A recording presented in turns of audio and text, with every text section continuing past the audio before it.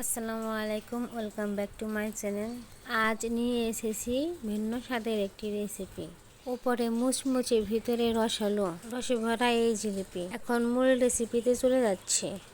2 cup পরিমাণ ময়দা, সামান্য লবণ, 1.5 টেবিল চামচ বেকিং পাউডার, সামান্য ঘি দিয়ে সব উপকরণ মিশিয়ে নেব। অল্প অল্প পানি দিয়ে সফট একটু গুলা তৈরি করে নেব।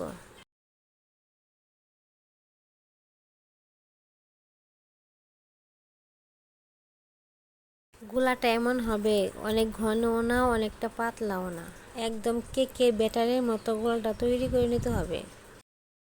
2 কাপ চিনি ও 1.5 কাপ পানি দিয়ে চিনি শিরাটা তৈরি করে নেব।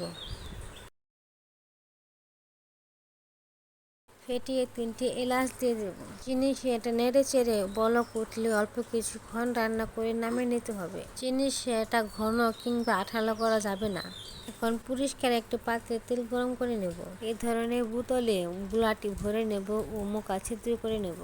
তেল গরম হয়ে গেছে কিনা তা চেক করে নেব। বোতল দিয়ে পেঁচিয়ে পেঁচিয়ে জিলাপি শেপে ভেজে নেব। হয়তো পারফেক্ট দোকানিদের মতো হয়নি, তবুও চেষ্টা করেছি। উল্টে পাল্টে ভেজে নেব। এ পর্যায়ে জিলাপিগুলো নামিয়ে শিরাতে কিছুক্ষণ ডুবিয়ে রাখবো। উপরে মুচমুচে, ভিতরে রসালো এই জিলাপিটি বাসায় একবার হলেও আপনারা ট্রাই করবেন। এ ধরনের নিত্য নতুন রেসিপি পেতে আমার চ্যানেলটির পাশে থাকুন। পরিবারের সদস্য হন। লাইক, কমেন্ট, শেয়ার করুন ও সাবস্ক্রাইব করে বেল আইকনটি চেপে যাবেন। ধন্যবাদ। আসসালামু আলাইকুম।